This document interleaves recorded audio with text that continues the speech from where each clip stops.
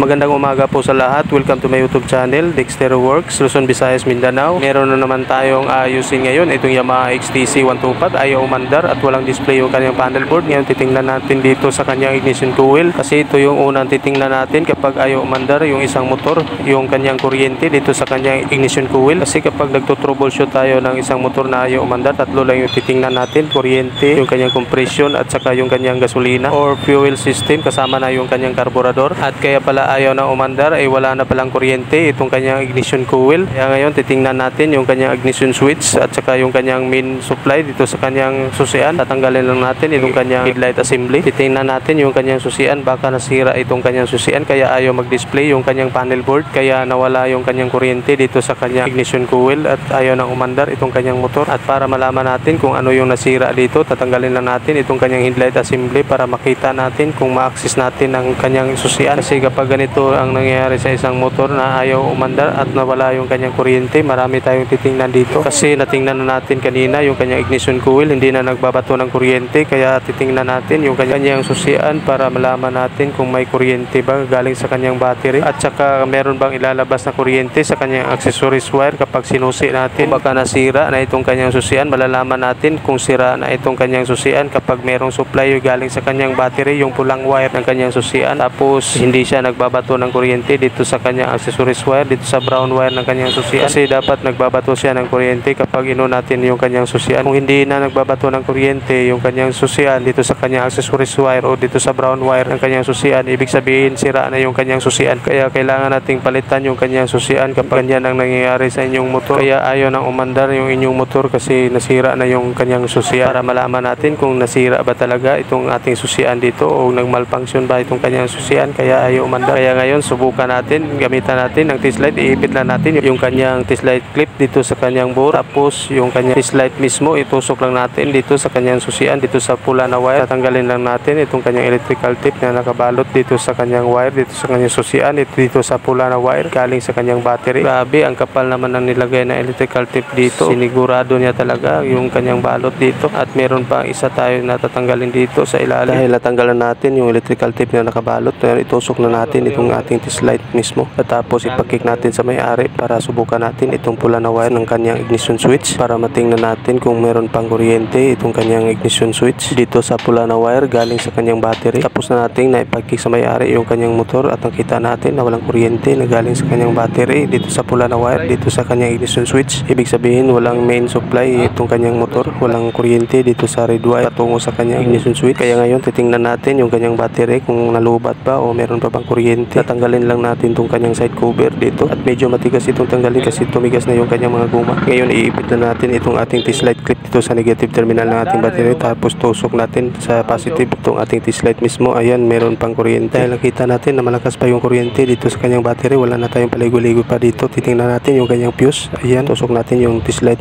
natin kasi isa lang yung fuse dito sa Yamaha XTC. Dito landa sa ilalim ng starter relay. Ang ginawa natin, hinugot natin yung kanyang socket dito sa kanyang starter relay at tapos ma-access na natin yung kanyang fuse. At ayan, kita natin na naputol na yung kanyang fuse. Kaya pala wala ng kuryente yung kanyang main supply, yung red wire na patungo sa kanyang ignition switch ay naputol na pala yung kanyang fuse. Kaya pala ayaw nang umandar itong kanyang motor, ay naputol na pala itong kanyang fuse. At ngayon ang gagawin natin, ipapakita ko sa inyo kung ano yung sinasabi ko kanina na main supply. Ito yung main supply, itong red wire ng kanyang starter relay. Yan, meron ba namang kuryente galing sa kanyang battery, hindi pa naman naputol yung kanyang wire. Fuse lang yung naputol dito kaya walang supply dito sa kabila tungo sa kanyang ignition switch dito sa red wire. Kasi direct current po itong kanyang CDI dito sa kanyang Yamaha XTC or battery operated. At ngayon ikakabit na natin yung kanyang bagong bili na fuse. At ang sabi ko sa may-ari nitong motor ay kahit na walang battery itong kanyang motor ay andar pa rin ito kahit malubat pa itong kanyang battery kasi meron itong regulator na nagsusupply ng kuryente dito sa kanyang ignition switch tungo sa kanyang CDI. At ngayon pag-usapan natin kung ano yung mga iba't ibang dahilan kung bakit napuputol itong kanyang fuse. Isa sa mga dahilan kung bakit napuputol itong fuse dito sa kanyang motor ay kapag merong nag-lose contact dito sa kanyang wirings o sa kanyang mga socket dito sa harness wire, merong positive na wire na napunit at dumikit sa kanyang chassis at na-grounded kaya naputol ang kanyang fuse, o kaya dumaan itong kanyang motor sa mga malubak na daan at naalog itong kanyang starter relay kaya napuputol itong kanyang fuse. Ngayon tapos na natin na ikabit yung kanyang bagong fuse. Bibigyan natin na suggestion yung ating customer kasi naisip natin na mas maganda yung mas mataas na amperahe yung kanyang fuse dito na ilalagay, kaya papalitan natin natin yung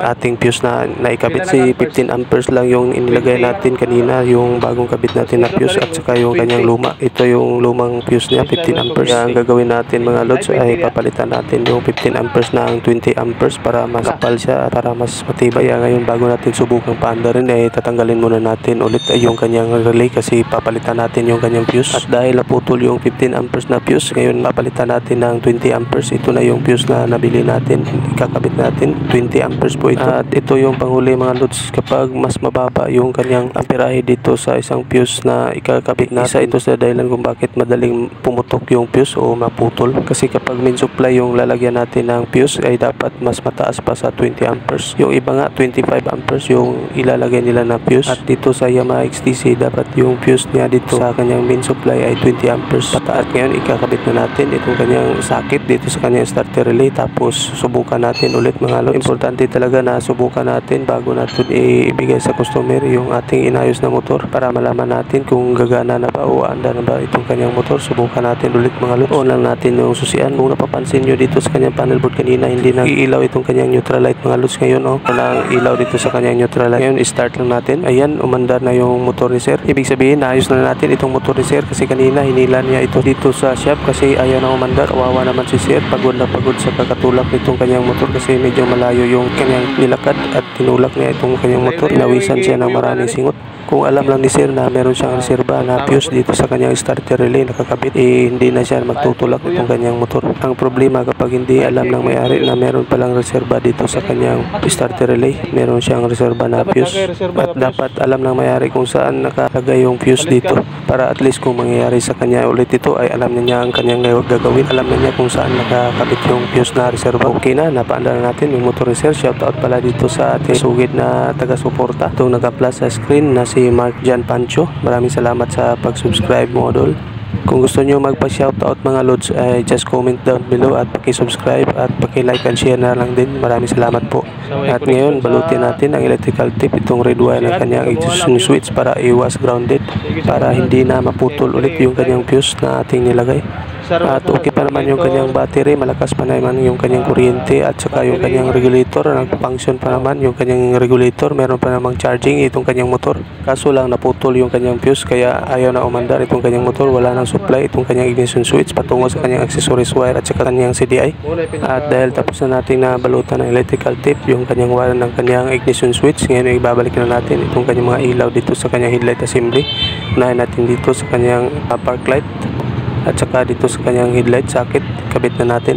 Ngayon mga lods, meron na kayong idea kapag nangyari sa inyo ito, kapag nawala yung kuryente at saka nawala yung display ng inyong panel board. Kapag nangyari sa inyo ito, alam na nyo kung ano yung gagawin ninyo, ano yung mga titingnan.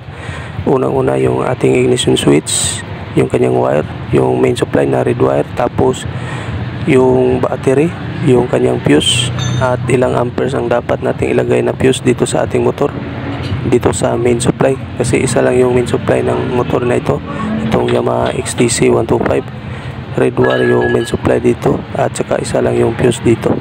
Di tulad sa ibang mga motor na mga FI, marami ang fuse na nakalagay. Tulad ng Honda Click, meron siyang 6 na fuse. Tapos yung ibang mga motor meron 2 fuse. Tulad ng sa Kawasaki Roser, meron siyang tinatawag na sub fuse, yung pangalawang fuse na nakatago sa ilalim ng kanyang fuel tank. Sinabi ko ngayon sa may-ari na sa susunod alam nyo na kung ano yung gagawin nyo. Kung mangyari man ito sa inyo ulit yung ganito ay papalitan nyo lang ng fuse. Kala ko pa naman kanina regulator yung nasira kasi walang supply na kuryente dito sa kanya ignition switch dito sa red wire nung pinakick natin sa may-ari kanina. Tapos fuse lang pala yung naputol, kaya pala walang supply yung ating red wire dito sa ignition switch. At ngayon ikakabit lang natin ulit ito lahat para masubukan natin yung kanyang motor. Start na sir. I-final sound check natin, pa-start natin sa may-ari kasi minsan pagkatapos nating maayos ay dyan pa lalabas yung ibang mga issue. Kanina hinila ito ng may-ari, ngayon ayos na, napaandar natin itong kanyang motor ni sir. Okay na.